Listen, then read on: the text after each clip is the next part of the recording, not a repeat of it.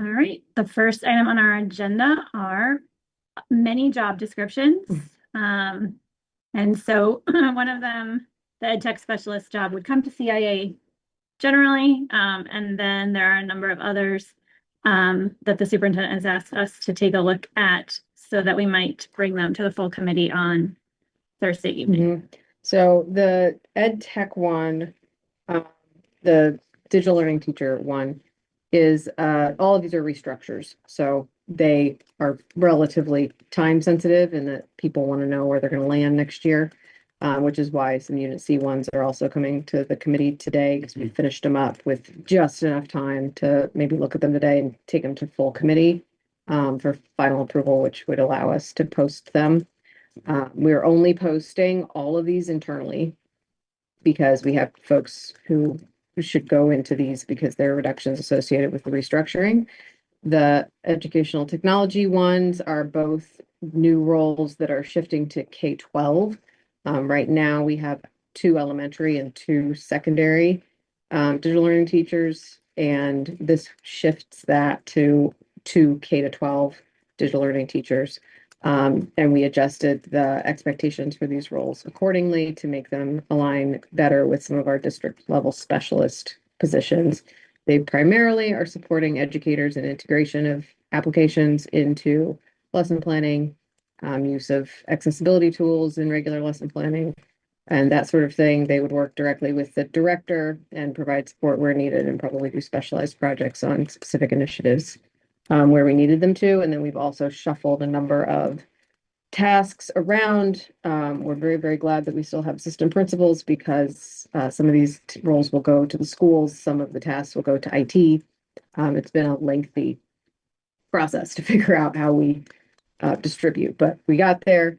This job description reflects our shared understanding of what these roles will be starting effectively fairly swiftly, but officially July 1.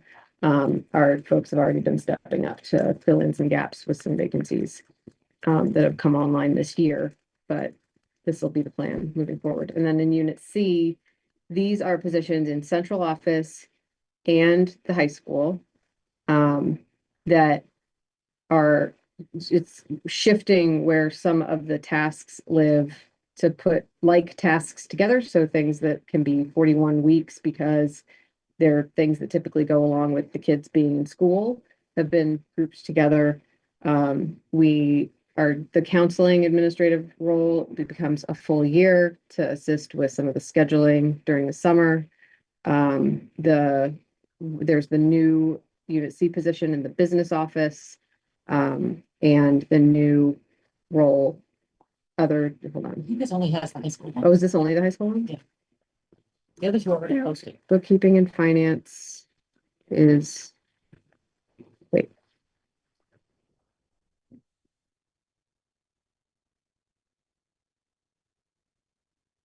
That one is high school. They're all. Yeah, these are all the high school ones. Okay, so we'll need to come back with. The other 2 are already posted. That's right. We approved those at the last meeting. Never mind. Okay. Sorry. Yeah. These are just the high school ones because we already approved the 2 central office ones because we got those done first. And these are just the high school ones. So all 5 of those. Anything else about, the high school shuffle better maybe than I do? Yeah, Else to I say mean, about it's that? streamlining positions and workflow. Yeah. And so, once we get these approved, we'll be able to start that process and. Yeah. We're trying not to require people to reapply in full. We're asking them to tell us where they feel their skills align. If we need to have some additional conversations with folks about that to place everybody, we will do so, but we have enough roles and enough people who need somewhere to land with diverse skills and the ability to place them. So it is a restructuring. It's difficult. Part of our hurry to get these out has to do with trying to give people some certainty about where they're going to land because restructuring can be challenging. We're happy to make adjustments to these. We just want to be able to put them in front of the regular committee on Thursday too. All right, so I mean, I think they sort of just came in front of Yeah. a lot of us, so I'm trying to read it quickly. I'm perfectly happy with if you have thoughts before Thursday, share them with me. I'm happy to make revisions ahead of Thursday and put a revised copy in for Thursday. I don't need, and I'm also okay with, because I gave you the digital learning one ahead of time. Mhm. This unit C ones landed here today. Yeah. We finished them up. If the CIAA subcommittee doesn't want to say we're approving these to forward along to the regular committee, that's totally fine. I just wanted some eyes on them ahead of asking full committee for approval. All right, so why don't we as CIAA start with the digital learning specialist, since we did have it ahead of time and that is our sort of purview. Are there questions from the subcommittee or comments about that specific?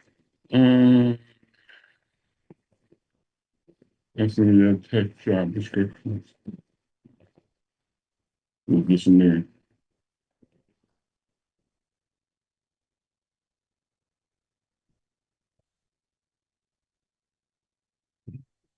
Well, just while you're looking at how, so the job that was sort of reduced that created this, what had more student facing Yes, time, and this is more of like a professional development and it's more of a, The elementary positions have student. Yeah, time. okay. only those did.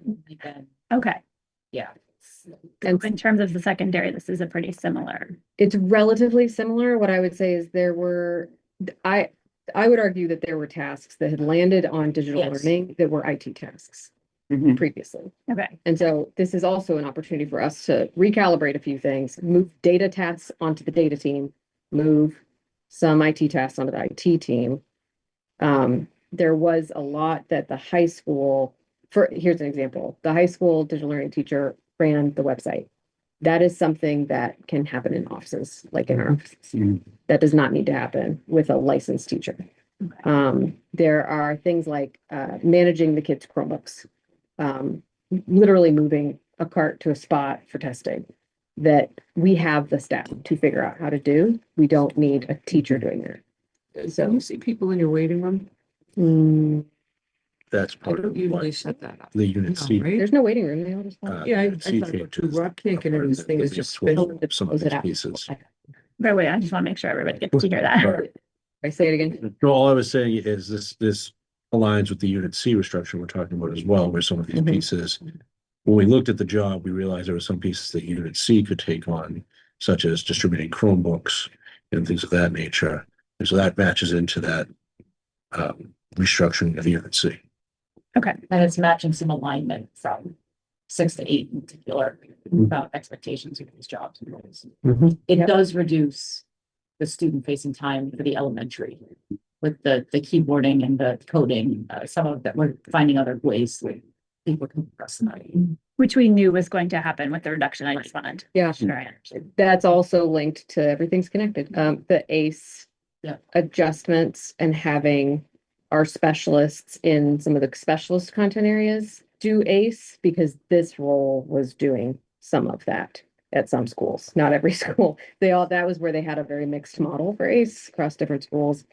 The aligned model removes digital learning from that, but it does mean, to Julie's point, that we're gonna have to find a way to make sure those skills are still taught as part of a project or as part of the ELA work, which is what they'll support building curriculum for. So the teachers can do that. Good, Rob, good. Do you have questions? Okay, you guys are okay with this. Yes, this Okay. is, we actually did a lot of tweaking of this job Mhm. description last fall when some changes were made to the middle school position. Mhm. So, and then that person left anyways, but we did some pretty extensive revision on this. So, yeah, So this says K-12, but I'm hearing these would going to be predominantly working KA. no, it's gonna be 2 people K to 12. Mhm. They're probably going to, this person's mostly gonna do 6-12, Yeah. that person's mostly gonna do K-5, Mhm. with the idea that they can both float to support as needed, Okay, right? Yeah, high school's happy. Yeah. Okay. This accurately portrays what we're gonna have these people doing. Yep.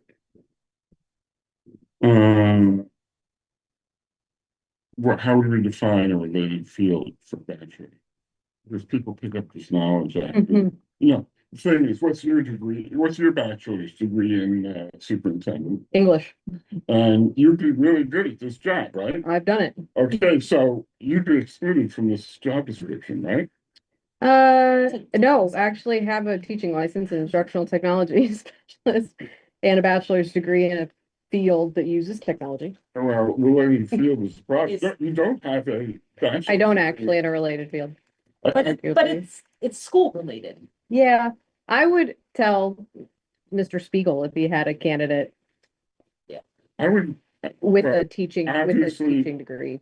the that people they who are qualify. currently in this area who are doing this now have a degree in a related field. Yes, no. I don't wonder. I think it varies, honestly. I don't know that they consistently come with a degree in a particular There are field. two people we currently have. Well, that's the other thing is, So what we're would, not actually posting this externally. We have- Understood, but I mean, this lives in perpetuity. No, yeah, we Right. would reuse it if one of them left. I know, what would be better phrasing? Yeah, what would you prefer? just bachelor's degree. Mhm. Kind of put it up a little. Anything? And teaching license. And Teaching experience. license, yeah, and the teaching license, you're not gonna get that teaching license without the bachelor's degree. Rob, could we just like look at a couple? Cause like Len came off mute. Do you have thoughts, Len? Yeah, I mean, I think if they can get the licensure, I don't care what kind of degree they have. I agree. yeah, Mhm. I mean, they'd have to have So we could leave it at bachelor's. yeah, we could leave it a bachelor's degree. Yeah, I would do that. Okay. I don't see why not. Do you, Rob? I don't see why not. They Okay, have to have a bachelor's degree to get a license, so. Required knowledge and skill sets a bar. mm-hmm, So we'd be able to attract in anyone who we want without excluding somebody who's really good, like you, who might not in the future apply for this position we can say. that's fine. We can do it. Okay. Any other thoughts about this particular job description? Like someone like, Well, motion. Go ahead. ahead. Motion to forward this to the full committee for their approval. Second, all right, motion by Mr. Schlickman, second by Mr. Cardin. Any other discussion? All right, roll call vote, Mr. Cardin, yes. Mr. Schlickman, Yes. and I vote yes. All right, so this one will go to full committee with our recommendation on Thursday. Okay. The others, as I said, I just don't feel like I've had enough time to process them to make Yeah, a recommendation. Do either of you have thoughts about how? I would say that when do you need to do this?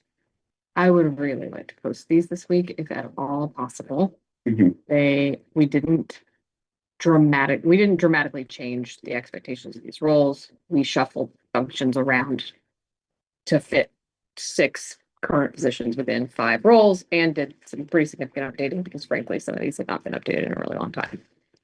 I would be perfectly happy with you all saying, we did not have time to review these, giving them to the full committee for Thursday and requesting that as many of them are accepted as are acceptable Mhm. with any minor revisions. And then if there are any that require significant revision, we can bring them back at a later date. I would make the motion to forward these descriptions for a first meeting. Which means that if we so choose, we can suspend the rules and go to second meeting and approve them. That's a go to the following meeting. Okay. And I think that you'd be able to post that pending school committee approval. At the first meeting. Yeah, then we can suspend it. Mhm. Okay, good. Thank Because I think that covers both bases. I'm okay with that. All the bases are kind of controversial right there. So we have a motion by Mr. Schlickman to forward these to the full committee for our first read. Second, Any other discussion? All right, roll call vote, Mr. Carden, yes. Mr. Schlickman, Yes. and I'll vote yes. Okay, does that feel okay? Yeah, thank you. And if you have revision thoughts in the meantime, Mhm. in reviewing them, please let me know. All right, so those are our job descriptions. Sorry, I'm one meeting is a lot for me to navigate. Okay. The next on our agenda is our AAA sabbatical report by Mr. McCarthy. So last spring, right? Mhm. Mr. McCarthy took a sabbatical, and so I had asked a number of times to hear about it, and so we have finally found this day. Thank you, I appreciate it. Yeah, I'll turn it over to the two of you. So I have a PowerPoint here. Liz has been kind enough to say she'll scroll through it. So I did take a sabbatical last year, Mhm. which ran from the end of semester one, January 24th, 2025. And I returned, my original scheduled date was August 1st, 2025. Wait. Yeah. Yeah, 2025. Same here. God, I can't even believe it's been that long. Yeah. I did come back a little bit earlier in order to assist with some scheduling and some stuff around the building. But if we go to the first one, I just wanted to say thank you. This was a once in a lifetime opportunity to dig deeper into my professional goals and my own personal learning. So I wanted to extend a thank you first to my admin team because they were phenomenal. We were able to come up with systems to make sure the building continues to run, which is always important. Dr. Holman for letting me do this and, addressing some of my professional goals, which was incredibly helpful. And then also the school committee for having this in the contract and talking to quite a few people. I know this doesn't exist for a lot of schools. And so it was an amazing opportunity. And I'd like to think that I took full advantage of it. And I'm looking forward to how I can apply that at the school. So the first is why take a sabbatical. When I was hired on, my role first was focused on NEASC, which was interesting. And then it shifted to construction oversight. A lot of my time, as many of you who are in the building committee know, I was move coordinating, security, liaison with construction and architects. I was in just about every subcommittee meeting.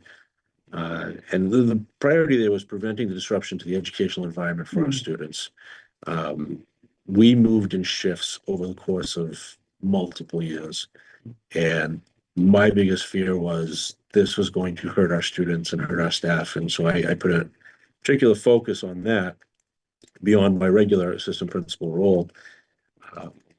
But as rewarding as it was, and I think we can all agree this is an amazing building, and I'm looking forward as we continue to use it more and more in the community, it did limit my time when it came to spending time with student engagement and my own personal development. So sabbatical afforded me a time to step away and look at myself in this professional role and what this professional role can become, since my entire time here has been building management. So to explore the original plan, my original plan when I talked to you all, I think it was a year and a half ago, maybe 2 years ago, was to travel around the country, meet with educators around the country to see how they foster leadership and belonging at their schools, to explore my own educational opportunities through classwork and professional development, re-engage my own teaching by homeschooling my two children, which I'll talk more about in a little bit, but that's a lot harder than you think. And then just to explore the deeper learning. The last couple of years, we've been spending a lot of time talking about deeper learning, how to apply it, what it means. And I'm very much a hands-on learner.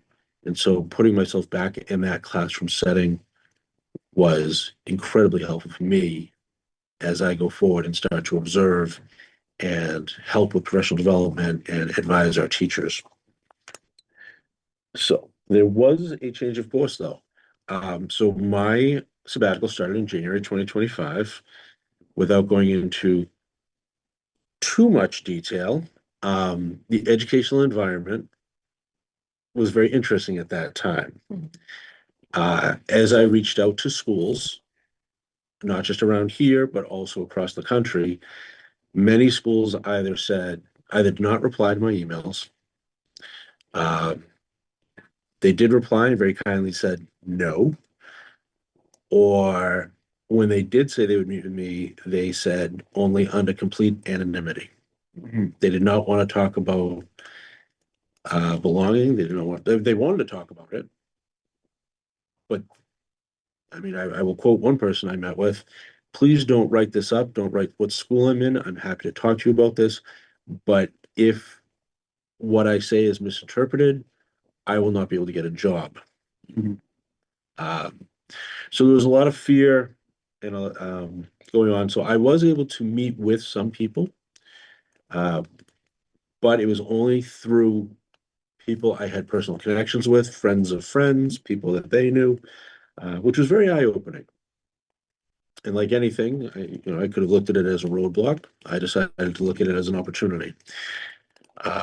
I'll pause you here too. When you proposed this, one of the things that I did was connect you with folks in the Deeper Learning Dozen network that we are affiliated with because we were part of that network for many years. And right around the time you actually started the sabbatical, that network disbanded in a way, like started to dissolve. It still had one convening, but since then has completely retooled because of loss of funding. So I think that group of folks, it does not surprise me. I don't know if the high school administrator in New Hampshire was somebody you personally knew or Well, Yeah. a friend of a friend of a friend. It's not surprising to me that there was a little less receptiveness to that because some of the sort of glue that held that network together stopped existing right around the time that he would have been reaching out. I mean, one example, just to give you an idea of, and this was not isolated, is I reached out to one local high school twice in the course of 5 weeks.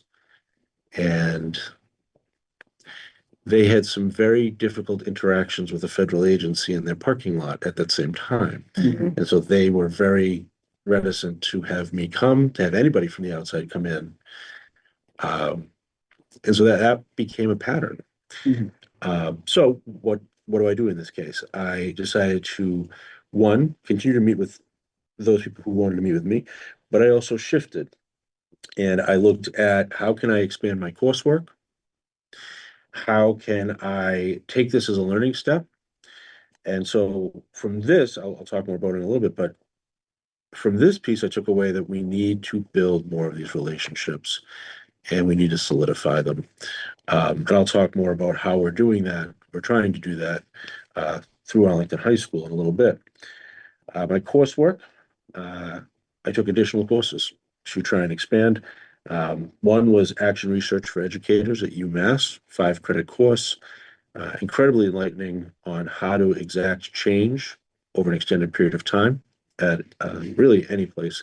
This was obviously focused on education, and I'll talk about the plan I came up with that in a moment. Then I took a course on creative thinking at UMass, which I will say was probably one of the most challenging courses I've ever taken. Liz and I actually had a little bit of a joke. One of the projects that we had to do was keep our notes on brown paper bags. And so I did not bring it in because I literally my notebook was probably the size of this floor. But it helped me think a little outside the box when it comes to broadening the way I look at things, how I can apply my different pieces of logic. And then obviously you can see the other ones. The current one at the bottom actually is an interesting one. I tried to enroll in that during my sabbatical. They didn't run it. And so I actually just finished it last week, which if anyone's interested, it comes with a wonderful book by Eric Jensen that talks about how to help students through poverty, trauma, and homelessness access their educational opportunities. So this was the coursework I did, and obviously I'm working to apply this, and we'll go through that in a moment. But I also managed to step outside and do some reading. Former English teacher, I do love to read. But these are some of the key pieces that I walked away with in terms of my reading and how to apply it. I know everyone thinks, what would Ted Lasso do? You read that for fun. I did. But it has wide applications. I don't know if anyone has seen Ted Lasso. I would highly recommend it. It, like I said, a lot of my leadership over the last couple of years has been in an office. And I've been out working with people, but it helped me flip the script a little bit, helped me start to think about, how to, in my role as a teacher, I elevated the room by having fun with it. And now I want to get back into that. Obviously we have quiet leadership, 6 steps to transform performance, how not to be in charge of the room, but how to guide the room. And then obviously we have multiple articles down here at the bottom, which I linked, just things I picked up as I was traveling and reading. And then we get to homeschooling, which, for those who can't see, that's a photo of my family. But I want to give you a little bit of a story and a bit of a storyteller when it comes to these things. I wanted to apply deeper learning methods with my children and to teach them skills beyond just regurgitating facts and figures. I wanted them to be able to problem solve, to apply skills, look at a problem, and work through it step by step, and then share that out, which is really kind of the core of deeper learning. So my daughter there, the taller one, Catherine, part of our homeschooling was I wanted her to write a research paper. She's in the 4th grade. I said, you can pick anything you want. And we went through, and I want to do something where we're going to be traveling. And for those that didn't know, we traveled, let's see, Massachusetts, New Hampshire, Vermont, New York, Ohio, Indiana, Wisconsin, Minnesota, Upper Peninsula, Michigan, regular Michigan, South Dakota, Canada, Virginia, Pennsylvania, Maryland, Delaware, and Puerto Rico. Well, we didn't drive the RV there. So she picked Crazy Horse, the Sioux, one of the Sioux warriors. And we took a step-by-step process through this, which was amazing to see how she grew. She picked Crazy Horse. Our first stop was to a bookstore where she bought several children's books and read them with her sister, Kayla, who's in this photo 6. And that started the process of, I want to write a paper on Crazy Horse. And she started to explore it. She did research. We talked about the traps of AI a couple times. We also, at one point, she tracked down an author who had written a book on Crazy Horse, Thomas Powers, which for those of you that don't know, we found this out afterwards. He's a Pulitzer Prize winning author, which was amazing. She sat down and figured out the interview questions and had a half-hour interview with him, which was great. Wrote the paper, presented the paper, and then this monument in the back is actually in South Dakota. This is Crazy Horse Monument. If you've ever been there, it's bigger than Mount Rushmore. We happened to arrive on a day when they opened it to people. You could walk 5K up to the top. And so what you can't see is we're actually pretty high up off the ground on this. But part of this was, you don't know my daughter, she's not the most athletic person, great gymnast, but she was like, no, we're doing this 5K. I want to do this 5K, and I'm going to convince you all to do this 5K. And as we do it, I'm going to talk to you about the paper. And she convinced her 6-year-old sister to do it. Her 6-year-old sister has announced she's never, ever hiking again in her life, but she did it. We also met the son of the original sculptor. And as part of this, if you're not familiar with the grounds, there's an Indigenous people's university being built there. There were presentations. She went around, talked to people, got more information. And then at the end, we had her take that paper, call Thomas Powers, who she had interviewed, talk about, this is after everything was done, homeschooling was done. She called him and talked about that. She came back and presented to our families and our friends about it. But I think it really captured this idea of, she walked away with so many levels of skill building and a knowledge that she'll carry the rest of her life And it wasn't just your standard, I'm gonna write a research paper, I can regurgitate the facts. She lived it and loved it, and that has really lit a fire under her now going forward. So part of this deeper learning process, as you all know, we do observations in classrooms, we offer professional development. I'm starting to sit in classrooms and talk to teachers about how we can implement some of these pieces. And so that brings up the application piece. Immediate application of my classwork, my meeting with teachers, my homeschooling has been being in the classroom more. Not going to use names. I have a student who, before I left, drove me nuts. We butted heads on a lot of things, and we did CPS together, collaborative problem solving, which was great. When I came back, he and I sat down and had a great conversation. I've been in his classes. He calls me VP. We're working on it. He yells across the entire building, VP.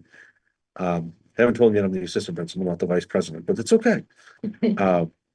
But that's what I'm talking about. Just getting in the classroom, talking to the kids, being a presence, looking to expand our professional development staff, extending experiential learning opportunities. So long-term projects. As you all know, Michael Kozak put in the grant to get the innovative pathways moving,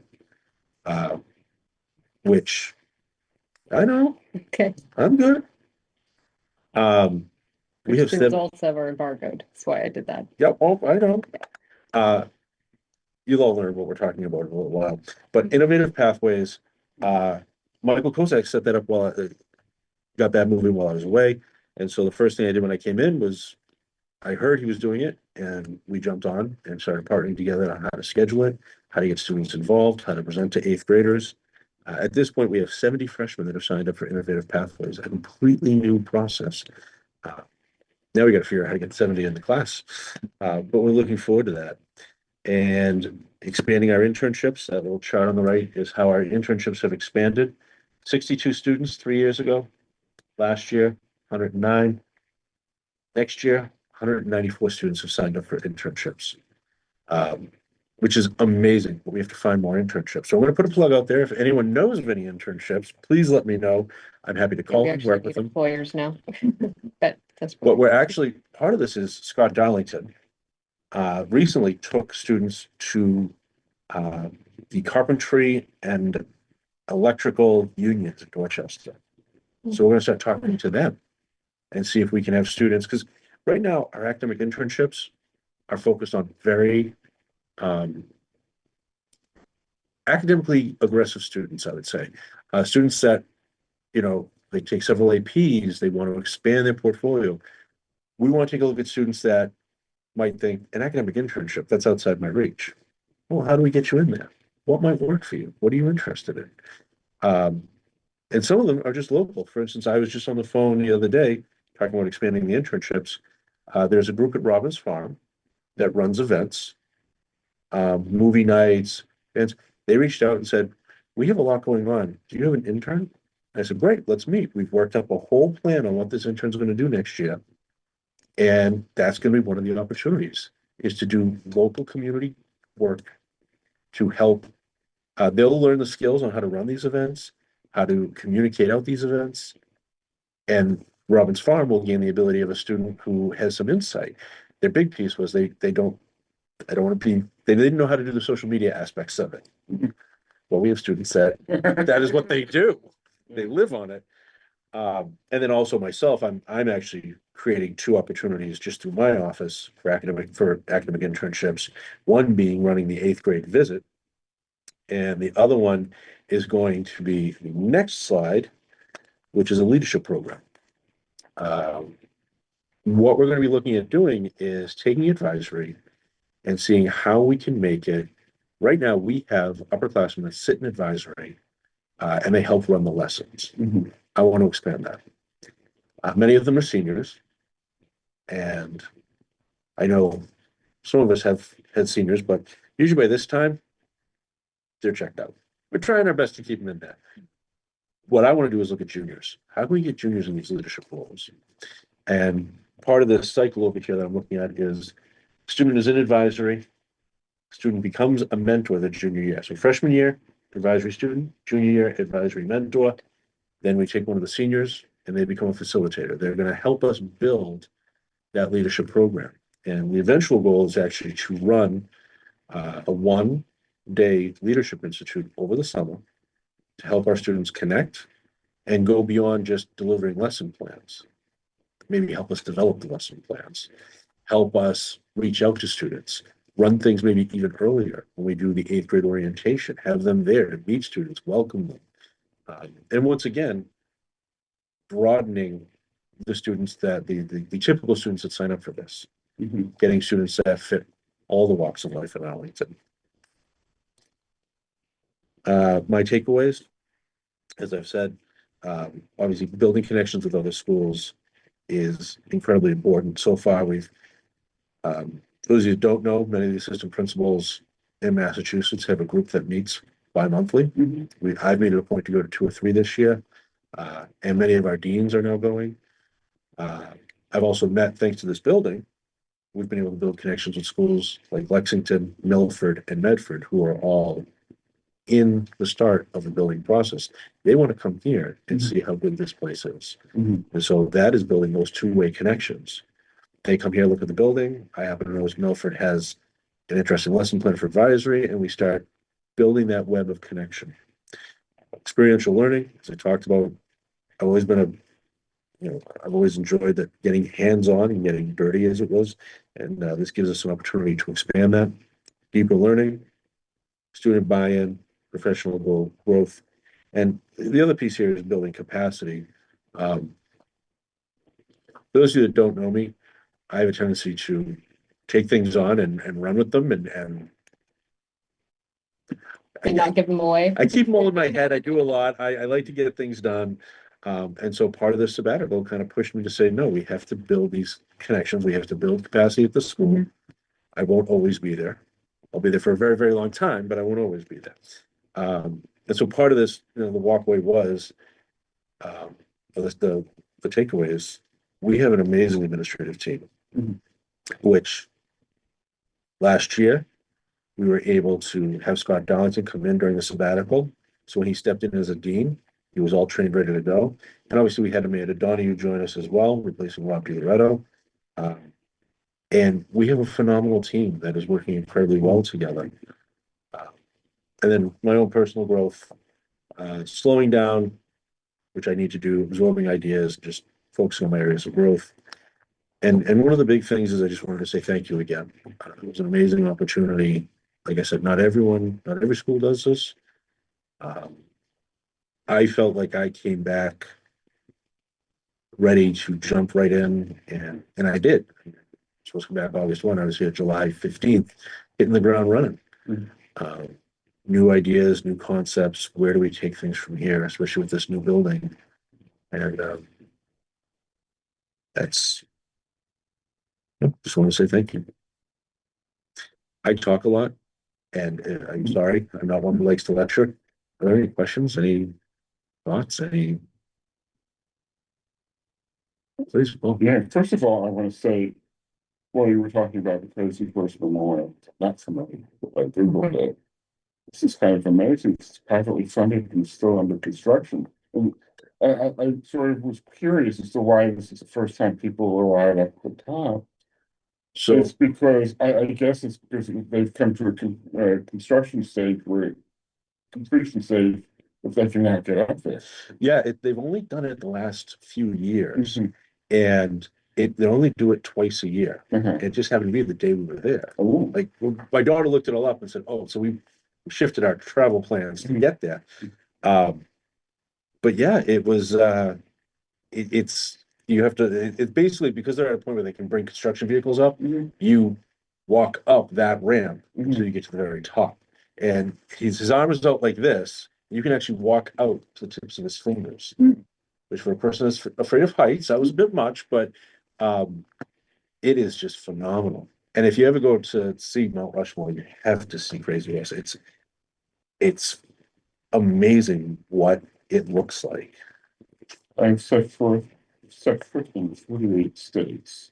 South Dakota is not one of them. So, Well, if you decide, let me know, because I found some amazing places. Badlands, Black Hills. it's just, it's actually North Dakota, down to Kansas. That's great. Everything except South Dakota.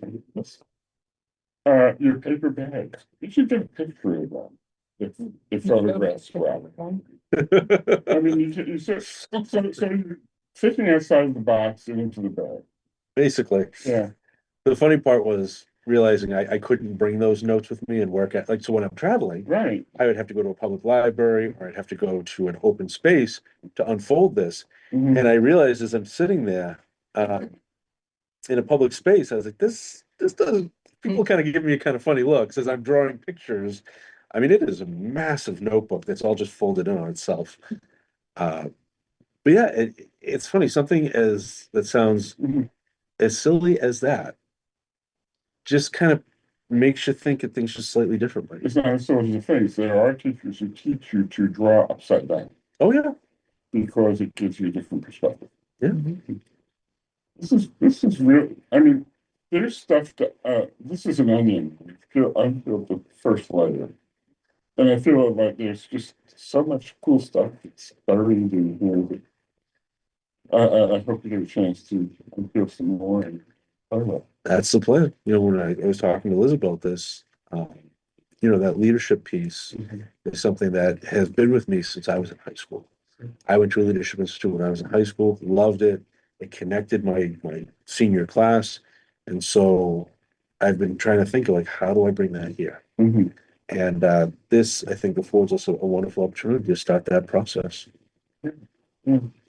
And I hope you hang out for a while because I think there's going to be some middle school folks in Arlington that are gonna be interested in this experience. I mean, the whole question is if they can tie into the Arlington time vision, instructional vision. Yeah. In terms of what they're designing for their school. And I don't want them to be Arlington High School South. Yeah. I want them to be their own thing. But I think it's really important to be cohesiveness in their thinking. So to bring them over here and have them aware of what we've done, what our thinking was, and to sort of do that similar kind, deep dive into what makes a good school. Yeah. With them, and I really value your experience in that part, tied with the leadership part, because that's really an interesting combination. Being somebody who can actually accomplish the task as a facilitator administrator who's also doing this from the perspective of somebody who's going to. I'm very impressed. Thank you very much. Appreciate that. The model you're describing for advisory, Margaret Samboyo and I got to see that in action at one of the DLD visits in New York City. Oh, it is. Yeah, it's a school called Wheels, and they had the upperclassmen came in and ran the advisory. I'll see if I can find info on it. And I'll bet I can get them to talk to you now. Like, I'm pretty sure I could at least get some of the materials from Elisa. Yeah. That'd be great. I mean, the thing for me is how do we craft this leadership piece so that the students buy in and it's not just us saying, this is what leadership is, it's them growing into leaders. It was amazing to see the difference between like the teacher ran the first half and then a group came in and the way the kids changed in their response versus the teacher leading it versus the kids reading it was really awesome. They had the buy-in piece. And that's the trick. Yeah. You know, although our student body buys into quite a few things and they're phenomenal at Yeah. that. It'd be good. Very great taste. Len, do you have any? No, thank you so much for the report. Thank you. It was, My pleasure. it was, I can see where one would feel the need for something different. And I'm glad it was, sort of rejuvenating for you. My one sort of question, feedback, like I appreciate how you sort of said this was my plan and it didn't quite pan out. I'm wondering if in the future, should someone apply for this, if there's a way to like have commitments from other schools before, and I'm really talking to you Mhm. about those kinds of visits and relationships before approving something like Yeah, this? we had talked about how to go about some of the outreach, and I think one of my reflections is that if there is a contingency on or a dependency on that as part of the sabbatical, I know you did one that involved a lot of travel. I think like, every single person I know who's come up with a sabbatical plan, it has changed. it has changed All of them from plan changed. to implementation. So, I sort of knew that it was possible that you'd hear from this person, but not that one. And that might shift the plan just because they do all make some sort of shift. But if there's a contingency on there that relies on other people to be responsive, that we make sure that's there ahead of time so that or that to integrate some kind of update midway. So that if something has pivoted, I'm at least making sure that we have another plan or that I can link them up with somebody who will be responsive or something like that. So, Yeah, no, I mean, I appreciate how you pivoted and shared those things. I just think at the same time, because the sabbatical is paid, therefore funded by the school department and the taxpayers, we want to make sure that we're approving something that, Yeah. can be fulfilled. It was, the coursework was on your original plan. Mhm. The homeschooling was on the original plan. Yes. So the majority of the things that you had planned out happened, and the parts that were dependent upon other people didn't. And so making sure that those pieces are in place ahead of time is something we can integrate. And I do think that, like, our process as we do it right now is that there's a proposal. I have a discussion with whoever's doing it about the proposal and about what the expected bringbacks are. I believe you and I talked about programming for the kids that would expand deeper learning opportunities at the high school and learning that would enable you to dig into instruction more once you returned. I approved based on the activities that are there, and then we reconvene at the end. So the opportunity is there to reconvene in the middle somewhere. Now that we can meet virtually, that would be fine. And then there's always a report at the end, which you have given me in writing and then turned into the slides. So that's kind of the process overall in general. And Thank that's you. both true for AEA too. Yeah, I know, and I appreciate that. And I appreciate your sharing about teaching your own children. I tried to do that during the pandemic and it was nearly Not impossible. And I'm like, I do this all day with 20. How can I not do this with 2? But very different when it's their own, your own. So Yeah. I do have a question for you about that.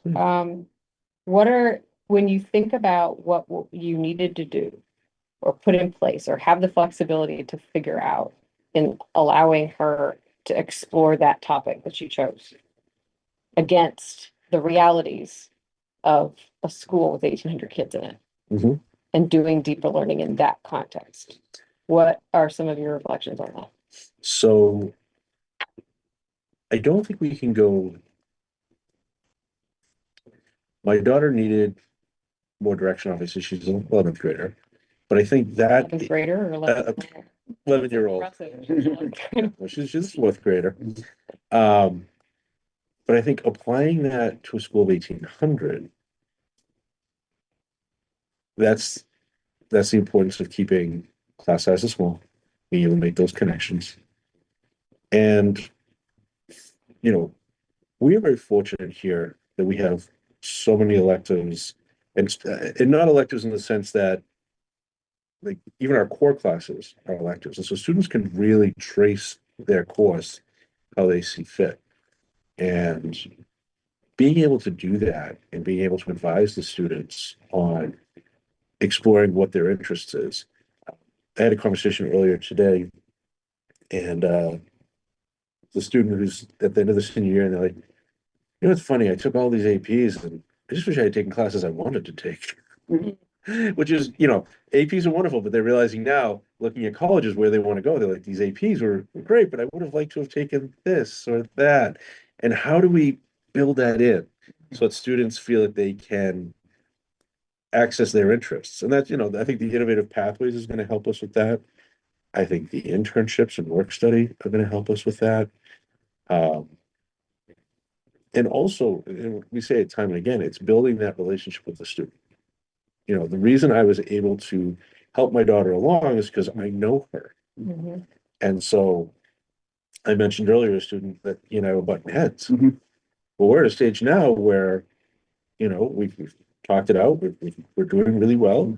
And I'm able to advise him and see, what are you interested in? What do you want to do? Like this opportunity came up, I talked about Scott Darlington leading Students in the Union. And I pulled this kid aside and I said, look, you told me you were interested in this. You didn't fill out the paperwork. What's going on? Well, I didn't know. You know, do you want to go this? Yes. Here's the paper. You live across the street. Go get it signed and come back. But it was knowing that he was interested in that and having that conversation, and then give him the little boot to kind of get him where he needed to be. And he's been talking about it nonstop now for 2 weeks. But I think that's really what it comes down to is building those relationships with the students. You know, you mentioned the hardest part is when you were teaching your own child, and I was there as well. Unfortunately, these are not our kids, but in a way they are our kids. We get to know them, we get to work with them. I'm not in the classroom, but some of these students I know for 4 years, some for 5. But it's getting to know them. That's really the important. Yeah. Thank you. If he starts calling you VP and starts calling you AP, that means that he's yelling at that across the room and he wants you to throw me in AP class. So just reminds me of a kid I had when I was at Madison Park who we went through these questions with presidential. First day of sophomore year came in. Oh, it's the flipping house for summer. Something could go with the summer. It's the age where that happens. Yeah, It's it a is. beautiful thing.